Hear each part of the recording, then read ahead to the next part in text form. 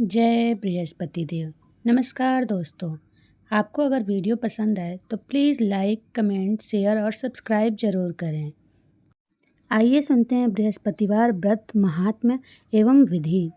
इस व्रत को करने से समस्त इच्छाएं पूर्ण होती हैं और बृहस्पति महाराज प्रसन्न होते हैं। धन, विद्या, पुत्र तथा मनोवांछित फल की प्राप्ति होती है। परिवार में सुख तथा शांति रहती है। इसलिए यह व्रत सर्वश्रेष्ठ और अति फलदायक है। इस व्रत में केले का पूजन ही करें। कथा और पूजन के समय मन, कर्म और वचन से शुद्ध होकर मनोकामना पूर्ति के लिए बृहस्पति देव से प्रार्थना करनी चाहिए। दिन में एक समय ही भोजन करें। भोजन चने की दाल आदि का करें। नमक न खाएं। पीले वस्त्र पहनें। पीले फलों का प्रयोग करें। पीले चंदन से पूजन करें। पूजन के बाद भगवान बृहस्पति देव की कथा सुननी चाहिए। आइए सुनते हैं बृहस्पतिवार व्रत कथा। प्राचीन समय की बात है, एक बड़ा प्रतापी तथा दानी राजा था। वह प्रत्येक गुरुवार को व्रत रखता एवं पूजन करता था। यह उसकी रानी को अच्छा न लगता। न वह व्रत करती और न ही किसी को एक पैसे का दान भी देती। राजा को भी ऐसा करने से मना किया करती। एक समय की बात है कि राजा शिकार खेलने वन को चले गए। घर पर रानी और दासी थी। उस समय गुरु बृहस्पति देव साधु का रूप धारण कर राजा के दरवाजे पर भिक्षा मांगने आए।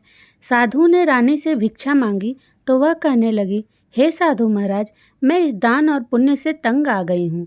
आप कोई ऐसा उपाय बताएं जिससे यह सारा धन नष्ट हो जाए और मैं आराम से रह सकूं। साधु रूपी बृहस्पति देव ने कहा, हे देवी, तुम बड़ी विचित्र हो। संतान और धन से भी कोई दुखी होता है। अगर तुम्हारे पास धन अधिक है तो इसे शुभ कार्यों में लगाओ, जिससे तुम्हारे दोनों लोग सुधरें। परंतु साधु की इन बातों से रानी खुश नहीं हुई। उसने कहा, मुझे ऐसे धन की आवश्यकता नहीं जिसे मैं दान दूं तथा जिसको संभालने में ही मेरा सारा समय नष्ट हो जाए। साधु ने कहा, यदि तुम्हारी ऐसी इच्छा है तो जैसा मैं तुम्हें बताता हूँ तुम वैसा ही करना। बृहस्पतिवार के दिन तुम घर को गोबर से लीपना। अपने केसों को पीली मिट्टी से धोना। केसों को धोते समय स्नान करना। राजा से हजामत बनाने को कहना। भोजन में मांस मदिरा खाना। कपड़ा धोबी के यहाँ धुलने को देना। इस प्रकार 7 बृहस्पतिवार करने से तुम्हारा समस्त धन नष्ट हो जाएगा। इतना कहकर साधु बने बृहस्पति देव अंतर ध्यान हो गए। साधु के कहे अनुसार करते हुए रानी को केवल 3 बृहस्पतिवार ही बीते थे कि उसकी समस्त धन संपत्ति नष्ट हो गई। भोजन के लिए परिवार तरसने लगा। एक दिन राजा रानी से बोला, हे रानी, तुम यहीं रहो, मैं दूसरे देश को जाता हूँ, क्योंकि यहाँ पर मुझे सभी जानते हैं, इसलिए मैं कोई छोटा कार्य नहीं कर सकता। ऐसा कहकर राजा परदेश चला गया। वहाँ वह जंगल से लकड़ी काट कर लाता और शहर में बेचता। इस तरह वह अपना जीवन व्यतीत करने लगा। इधर राजा के बिना रानी और दासी दुखी रहने लगी। एक समय जब रानी और दासियों को 7 दिन बिना भोजन के रहना पड़ा तो रानी ने अपनी दासी से कहा, हे दासी, पास ही के नगर में मेरी बहन रहती है। वह बड़ी धनवान है। तू उसके पास जा और कुछ ले आ ताकि थोड़ा बहुत गुजर बसर हो जाए। दासी रानी की बहन के पास गई। उस दिन बृहस्पतिवार था। रानी की बहन उस समय बृहस्पतिवार की कथा सुन रही थी। दासी ने रानी की बहन को अपनी रानी का संदेश दिया, लेकिन रानी की बहन ने कोई उत्तर नहीं दिया। जब दासी को रानी की बहन से कोई उत्तर नहीं मिला तो वह बहुत दुखी हुई। उसे क्रोध भी आया। दासी ने वापस आकर रानी को सारी बात बता दी। सुनकर रानी ने अपने भाग्य को कोसा। उधर रानी की बहन ने सोचा कि मेरी बहन की दासी आई थी, परंतु मैं उससे नहीं बोली, इससे वह बहुत दुखी हुई होगी। कथा सुनकर और पूजन समाप्त कर वह अपनी बहन के घर गई और कहने लगी, हे बहन, मैं बृहस्पतिवार का व्रत कर रही थी। तुम्हारी दासी गई, परंतु जब तक कथा होती है तब तक न तो उठते हैं और न बोलते हैं, इसलिए मैं नहीं बोली। कहो दासी क्यों गई थी? रानी बोली, बहन, हमारे घर अनाज नहीं था। ऐसा कहते कहते रानी की आंखें भर आईं। उसने दासियों समेत भूखा रहने की बात भी अपनी बहन को बता दी। रानी की बहन बोली, बहन देखो, बृहस्पति देव भगवान सबकी मनोकामना पूर्ण करते हैं। देखो, शायद तुम्हारे घर में ही अनाज रखा हो। यह सुनकर दासी घर के अंदर गई तो वहाँ उसे एक घड़ा अनाज का भरा मिल गया। उसे बड़ी हैरानी हुई क्योंकि उसे एक एक बर्तन देख लिया था। उसने बाहर आकर रानी को बताया। दासी रानी से कहने लगी, हे रानी, जब हमको भोजन नहीं मिलता तो हम व्रत ही करते हैं, इसलिए क्यों न इनसे व्रत और कथा की विधि पूछ ली जाए, हम भी व्रत किया करेंगे। दासी के कहने पर रानी ने अपनी बहन से बृहस्पतिवार व्रत के बारे में पूछा। उसकी बहन ने बताया, बृहस्पतिवार के व्रत में चने की दाल और मुनक्का से विष्णु भगवान का केले की जड़ में पूजन करें तथा दीपक जलाएं, पीला भोजन करें तथा कथा सुनें। इससे गुरु भगवान प्रसन्न होते हैं, मनोकामना पूर्ण करते हैं। व्रत और पूजन की विधि बताकर रानी की बहन अपने घर लौट गई। रानी और दासी दोनों ने निश्चय किया कि बृहस्पति देव भगवान का पूजन जरूर करेंगे। 7 रोज बाद जब बृहस्पतिवार आया तो उन्होंने व्रत रखा। घुड़साल में जाकर चना और गुड़ बीन लाई तथा उसकी दाल से केले की जड़ तथा विष्णु भगवान का पूजन किया। अब पीला भोजन कहाँ से आए? दोनों बड़ी दुखी हुई, परंतु उन्होंने व्रत किया था, इसलिए बृहस्पति देव भगवान प्रसन्न थे। एक साधारण व्यक्ति के रूप में 2 थालों में सुंदर पीला भोजन लेकर आए और दासी को देकर बोले, हे दासी, यह भोजन तुम्हारे लिए और तुम्हारी रानी के लिए है, इसे तुम दोनों ग्रहण करना। दासी भोजन पाकर बहुत प्रसन्न हुई और उसने रानी को सारी बात बताई। उसके बाद से वे प्रत्येक बृहस्पतिवार को गुरु भगवान का व्रत और पूजन करने लगी। बृहस्पति भगवान की कृपा से उनके पास धन हो गया, परंतु रानी फिर पहले की तरह आलस्य करने लगी। तब दासी बोली, देखो रानी, तुम पहले भी इस प्रकार आलस्य करती थी, तुम्हें धन के रखने में कष्ट होता था, इस कारण सभी धन नष्ट हो गया। अब गुरु भगवान की कृपा से धन मिला है तो फिर तुम्हें आलस्य होता है। बड़ी मुसीबतों के बाद हमने यह धन पाया है, इसलिए हमें दान पुण्य करना चाहिए। अब तुम भूखे मनुष्यों को भोजन कराओ, प्याऊ लगवाओ, ब्राह्मणों को दान दो, कुआं, तालाब, बावड़ी आदि का निर्माण कराओ, मंदिर पाठशाला बनवाकर ज्ञान दान दो, कुंवारी कन्याओं का विवाह कराओ, अर्थात धन को शुभ कर्मों में खर्च करो, जिससे तुम्हारे कुल का यश बढ़े तथा स्वर्ग प्राप्त हो और पितर प्रसन्न हो। दासी की बात मानकर रानी शुभ कर्म करने लगी। उसका यश फैलने लगा। एक दिन रानी और दासी आपस में विचार करने लगी कि न जाने राजा किस दशा में होंगे, उनकी कोई खोज खबर नहीं है। उन्होंने श्रद्धापूर्वक गुरु भगवान से प्रार्थना की कि राजा जहाँ कहीं भी हों शीघ्र वापस आ जाएं। उधर राजा परदेश में बहुत दुखी रहने लगा। वह प्रतिदिन जंगल से लकड़ी बीनकर लाता और उसे शहर में बेचकर अपने दुखी जीवन को बड़ी कठिनता से व्यतीत करता। एक दिन दुखी हो अपनी पुरानी बातों को याद करके वह रोने लगा और उदास हो गया। उसी समय राजा के पास बृहस्पति देव साधु के वेश में आकर बोले, हे लकड़हारे, तुम इस सुनसान जंगल में किस चिंता में बैठे हो, मुझे बतलाओ। यह सुन राजा के नेत्रों में जल भर आया। साधु की वंदना कर राजा ने अपनी संपूर्ण कहानी सुना दी। महात्मा दयालु होते हैं। वे राजा से बोले, हे राजा, तुम्हारी पत्नी ने बृहस्पतिवार के दिन प्रति अपराध किया था, जिसके कारण तुम्हारी यह दशा हुई। अब तुम चिंता मत करो, भगवान तुम्हें पहले से अधिक धन देंगे। देखो, तुम्हारी पत्नी ने बृहस्पतिवार का व्रत प्रारंभ कर दिया है। अब तुम भी बृहस्पतिवार का व्रत करके चने की दाल व गुड़ जल को लोटे में डालकर केले का पूजन करो। फिर कथा कहो या सुनो, भगवान तुम्हारी सब मनोकामनाओं को पूर्ण करेंगे। साधु की बात सुनकर राजा बोला, हे प्रभु, लकड़ी बेचकर तो इतना पैसा भी नहीं बचता जिससे भोजन के उपरांत कुछ बचा सकूं।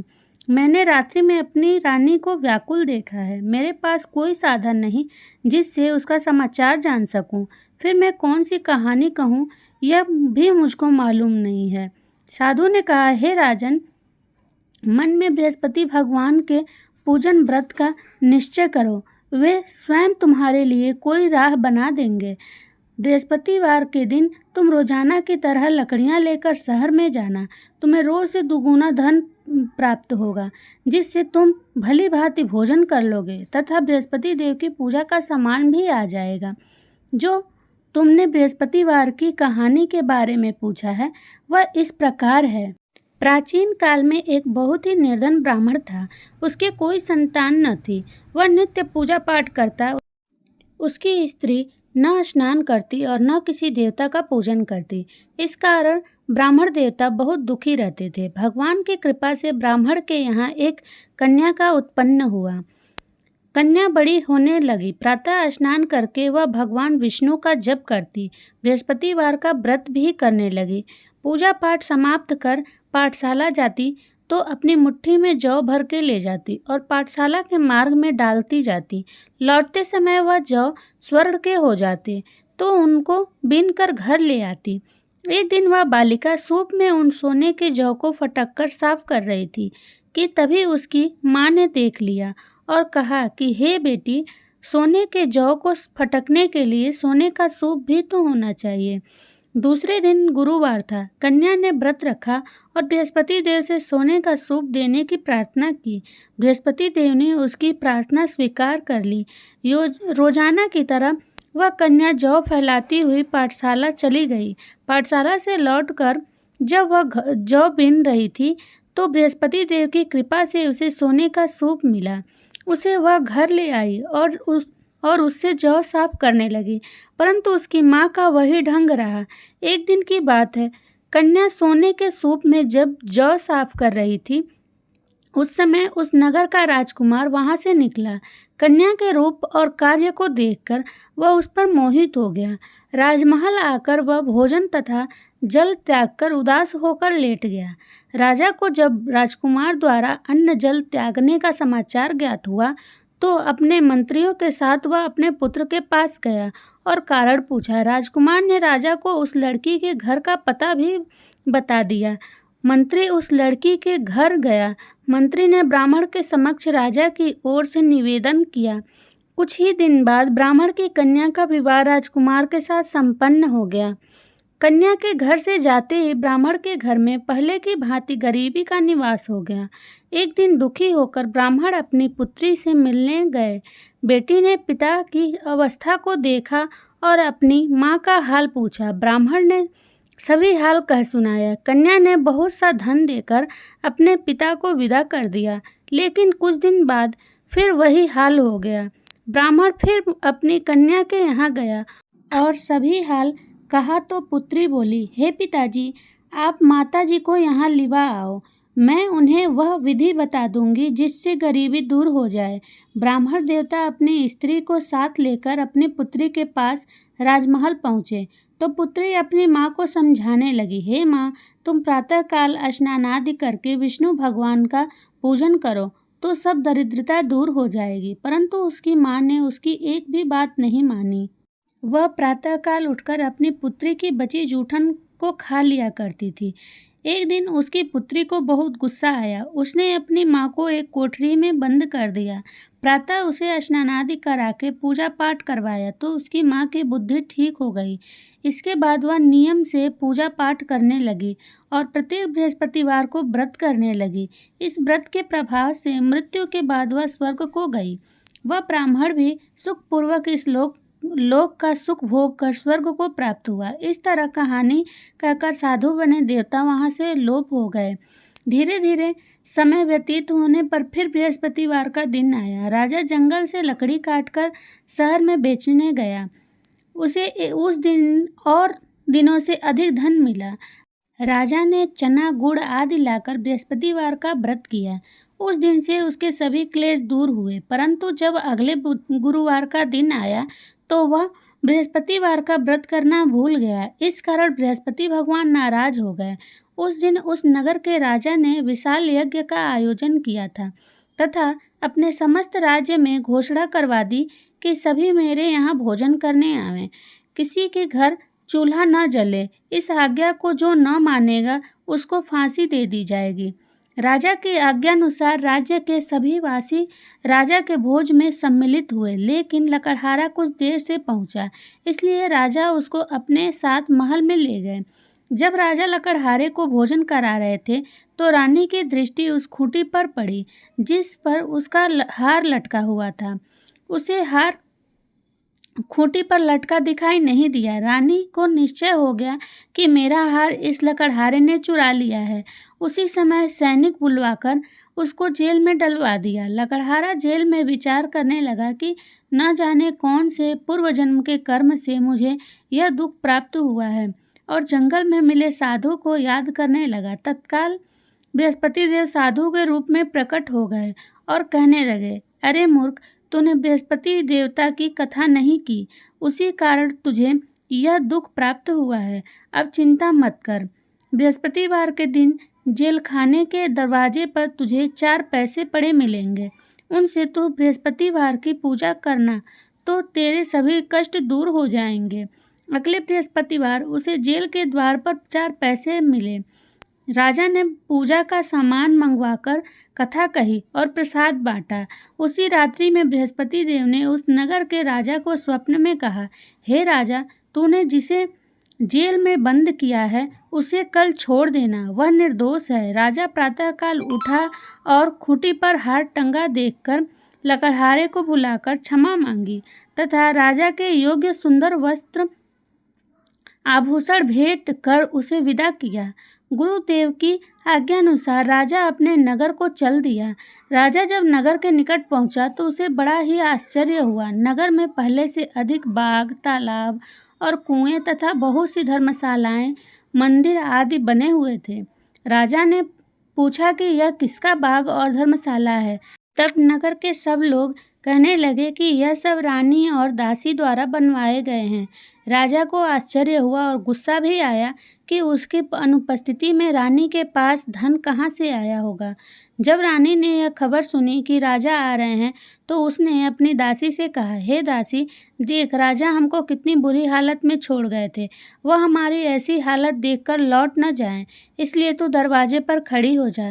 रानी की आज्ञानुसार दासी दरवाजे पर खड़ी हो गई और जब राजा आए तो उन्हें अपने साथ महल में लिवा आई। तब राजा ने क्रोध करके अपनी तलवार निकाली और पूछने लगा, बताओ, यह धन तुम्हें कैसे प्राप्त हुआ है। तब रानी ने सारी कथा कह सुनाई। राजा ने निश्चय किया कि मैं रोजाना दिन में 3 बार कहानी कहा करूँगा और रोज व्रत किया करूँगा। अब हर समय राजा के दुसाले में दुपट्टे में चने की दाल बंधी रहती तथा दिन में 3 बार कथा कहता। एक रोज राजा ने विचार किया कि चलो अपनी बहन के यहाँ हो आऊं। इस तरह का निश्चय कर राजा घोड़े पर सवार हो अपनी बहन के यहाँ चल दिया। मार्ग में उसने देखा कि कुछ आदमी एक मुर्दे को लिए जा रहे हैं। उन्हें रोककर राजा कहने लगा, अरे भाइयों, मेरी बृहस्पतिवार की कथा सुन लो। वे बोले, लो, हमारा तो आदमी मर गया, इसको अपनी कथा की पड़ी है। परंतु कुछ आदमी बोले, अच्छा कहो, हम तुम्हारी कथा भी सुनेंगे। राजा ने दाल निकाली और कथा कहना शुरू कर दिया। जब कथा आधी हुई तो मुर्दा हिलने लगा और जब कथा समाप्त हुई तो राम राम करके वह मुर्दा खड़ा हो गया। राजा आगे बढ़ा। उसे चलते चलते शाम हो गई। आगे मार्ग में उसे एक किसान खेत में हल चलाता मिला। राजा ने उससे कथा सुनने का आग्रह किया, लेकिन वह नहीं माना। राजा आगे चल पड़ा। राजा के हटते ही बैल पछाड़ खाकर गिर गए तथा किसान के पेट में बहुत जोर से दर्द होने लगा। उसी समय किसान की माँ रोटी लेकर आई। उसने जब देखा तो अपने पुत्र से सब हाल पूछा।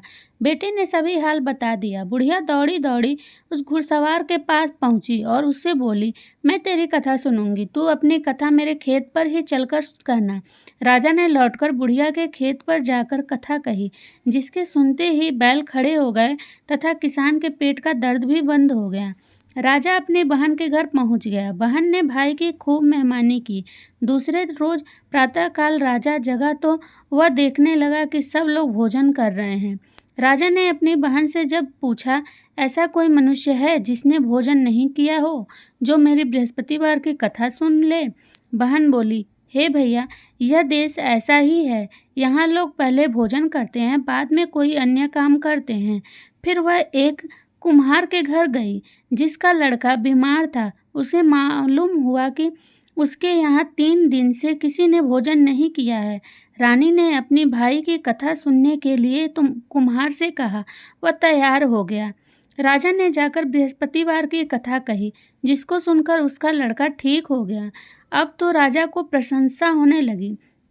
एक दिन राजा ने अपनी बहन से कहा, हे बहन, मैं अब अपने घर जाऊंगा, तुम भी तैयार हो जाओ। राजा की बहन ने अपनी सास से अपने भाई के साथ जाने की आज्ञा मांगी। सास बोली, हाँ चली जा, मगर अपने लड़कों को मत ले जाना, क्योंकि तेरे भाई की कोई संतान नहीं होती।